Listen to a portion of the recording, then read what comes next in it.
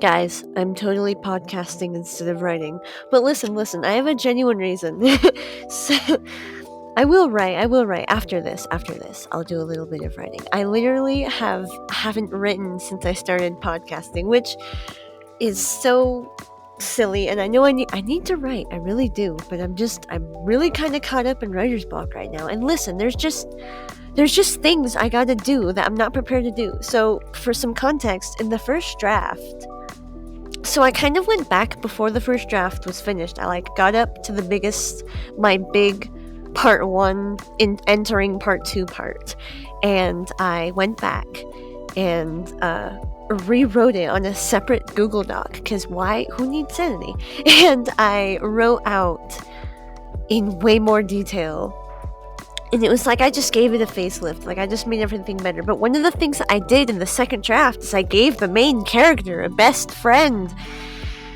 And I didn't know that was going to give me so many problems.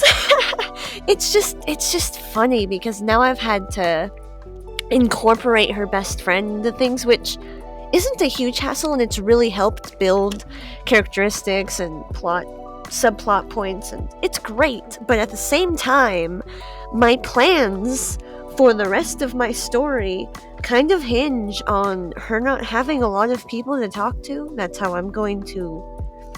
Well, you insert the trauma and then you insert therapy characters, and that's how that works. But, so I've been working on a way to try to... Because another thing is, in my first draft, there's this scene where the main character, her name's Core, she has to stop this, or she has to try to stop this execution. And it's not a huge spoiler, but I won't tell you any super details, but the love interest, I needed him to not be able to save her if things went south. Which you'd think is easy, but it's kind of fun when you're sitting there surrounding your characters and you're like, okay, you hold up your invisible list, because you're the director of your quote-unquote movie, and all of your characters are the actors, and you're like, okay, I need so-and-so to not be anywhere near Core when this event happens. And they all look at me and they smirk and they're like, oh, you think we're gonna follow your rules? Yeah, because they don't. That's another thing. My characters keep going off script, and then I get writer's block because I have to figure out a way to work around the going off script things, because if they're gonna add some improv, I'm just gonna go with it, and then I gotta figure out how to go with it, and that's when the problems start forming.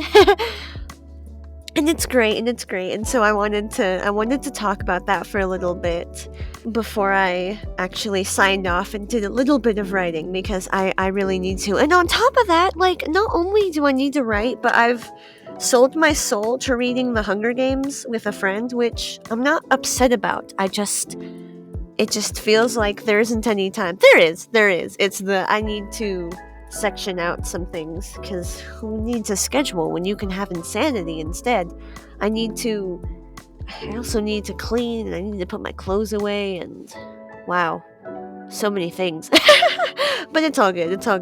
It's awesome. I still love it. It's controlled. It's controlled and collected chaos, 100%. And I'm pretty happy with it all. It's all kind of worked out how I wanted it to. There's been a few setbacks, but nothing extremely serious.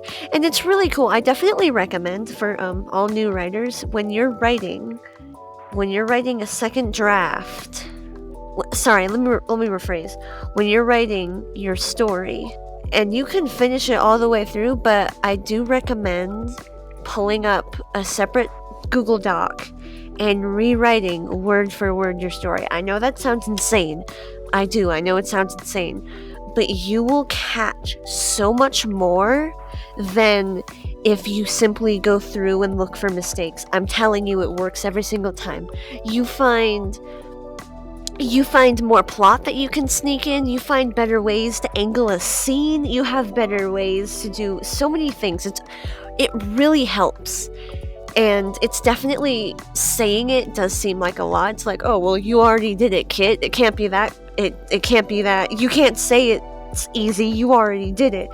And I know, it's definitely hard, but let me tell you, my first draft was 30,000 words, and my second draft racked up to just over 70,000. And that's just lined up to what I had before.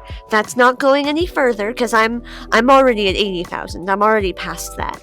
But just from going back through the first draft and fixing things and reworking things, and most importantly, rewriting it from the beginning, just on a second Google Doc, just have it parallel to the first one and write it out, it really, really helps. I know it's kind of hard to hear, but it's definitely one of the best writing advice I got.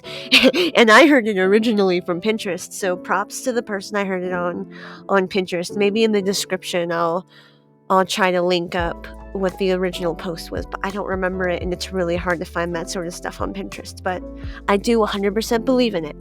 It helped me so much. But it's a short episode today, maybe, kind of, sort of, just because I wanted to talk to you guys a little bit about it. I'm at 80. Let me check for you guys. I am at 87,789 words so far, which is amazing. Great progress. But anyway, guys, thank you so much for tuning in. I know this was a short one.